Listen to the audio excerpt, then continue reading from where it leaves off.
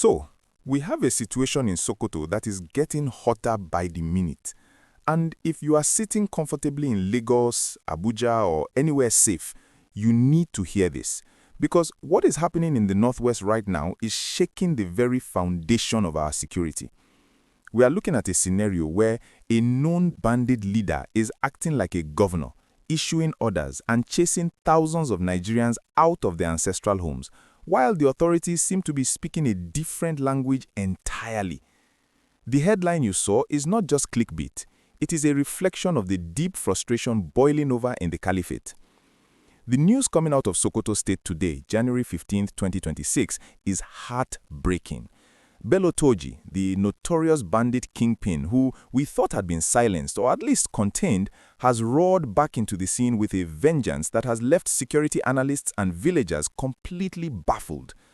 Reports confirmed just this morning indicate that Turji's men have overrun villages in Issa local government area, specifically targeting the community of Tidibale and just last night, the village of Lugu.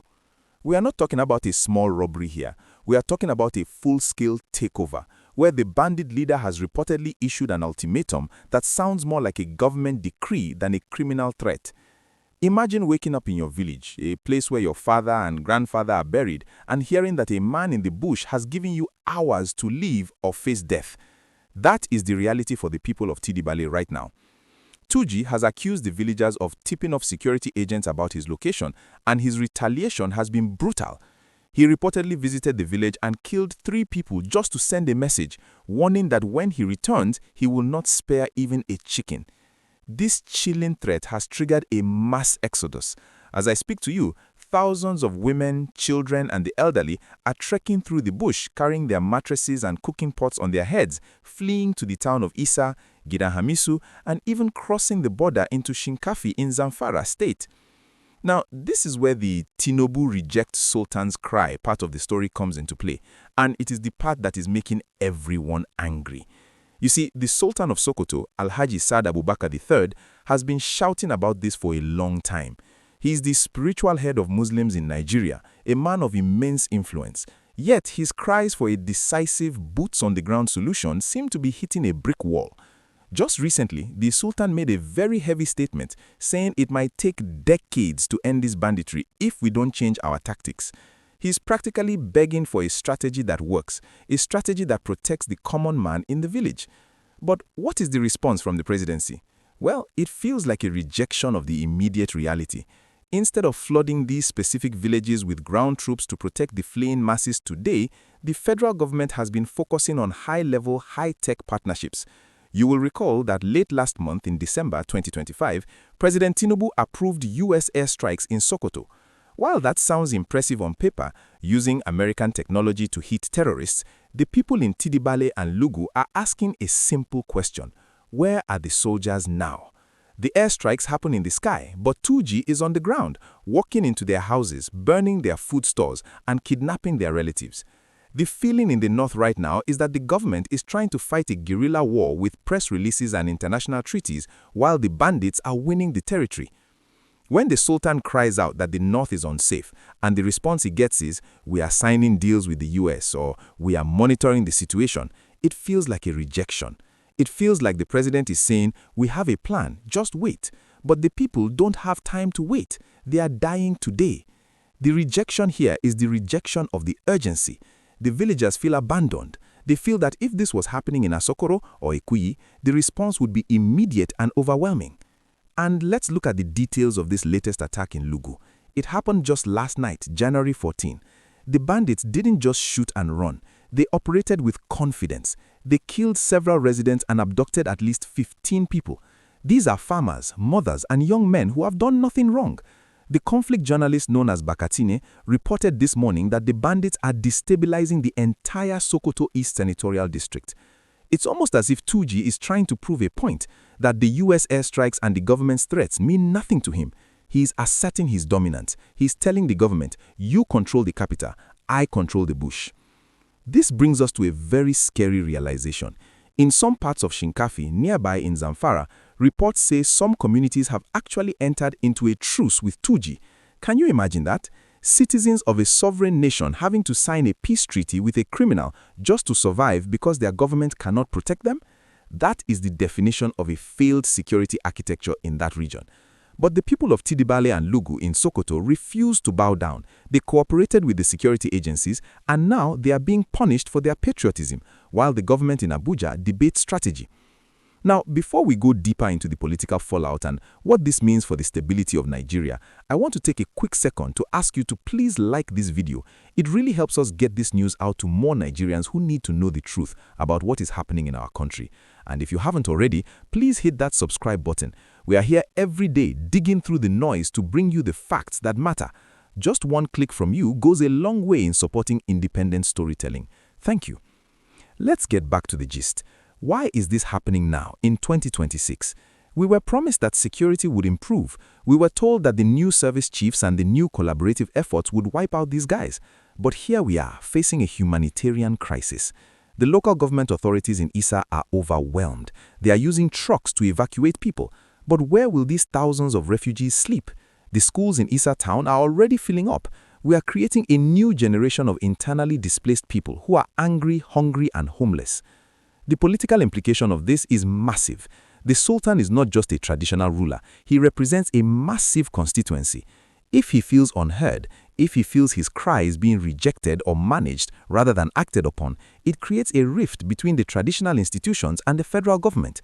The presidency needs the support of the North to maintain stability, but you cannot keep that support if you cannot keep the people alive. The optics are terrible. You have the president signing investment deals and talking about the economy, which is good, but you cannot have an economy if you don't have security. You cannot collect taxes from a dead farmer. You cannot have foreign investment in a zone that is controlled by a warlord. And we have to talk about the boldness of Bello Turji. For him to resurface after the military claimed to be closing in on him shows a gap in our intelligence. How does he move hundreds of fighters and cattle without being stopped? How does he impose a levy on a village and enforce it? It suggests that he has informers everywhere, perhaps even within the system. The villagers know this, which is why they are fleeing. They don't trust that the army can protect them from the retaliation. They saw what happened in Lugu. They saw that the security forces came, did an operation, and left. And then Turji came back to punish those who stayed. It's a cycle of violence that breaks the spirit of the people. The related talk here, the real conversation we need to have as Nigerians, is the value of life. Are we becoming numb to this? When you hear 15 kidnapped in Sokoto, do you just scroll past? We cannot afford to do that. These are real human beings. The Sultan's cry is the cry of a father watching his children suffer. When the headline says, Tinubu rejects, it interprets the silence or the slow bureaucratic movement of the government as a deliberate turning away. It might not be that the president doesn't care, I'm sure he does, but in leadership, perception is reality. If the people perceive that you are rejecting their cry for help because you are too busy with international politics or because you are listening to generals who are lying to you about the situation, then that is the reality they will live with. And we have to look at the role of the US in this.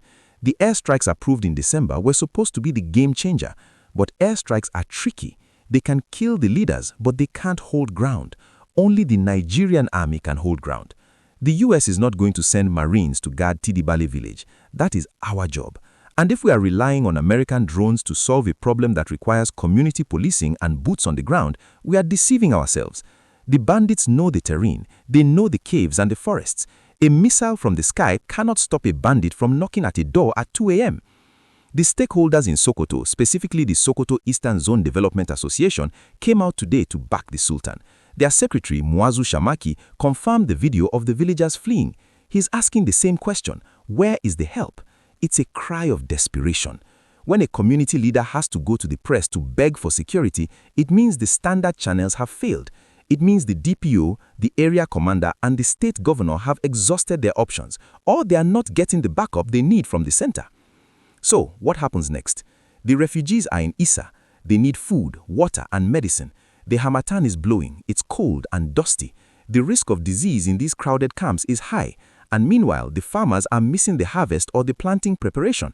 This means food prices in the north and eventually in the south will go up. It's all connected. The tomato you buy in Lagos is affected by the peace in Sokoto. If Turji stops the farmers, the market suffers. The president needs to prove this headline wrong. He needs to show that he has not rejected the Sultan's cry. He needs to do something drastic, something visible, and something effective immediately. We don't need another security summit in an air-conditioned hall in Abuja. We need the commander-in-chief to give a command that is felt in the forests of Isa. We need the people of Tidibale to be able to go back home next week, not next year. Until then, we will keep talking about it. We will keep amplifying the voices of those villagers who are currently trekking for safety. We will not let their story die in the news cycle. It's a difficult time for our country, but we must face it with truth. Please, let me know in the comments what you think the solution is. Should the government negotiate? Should they declare a total state of emergency? What would you do if you are in charge? I read all your comments, so let's get the conversation going.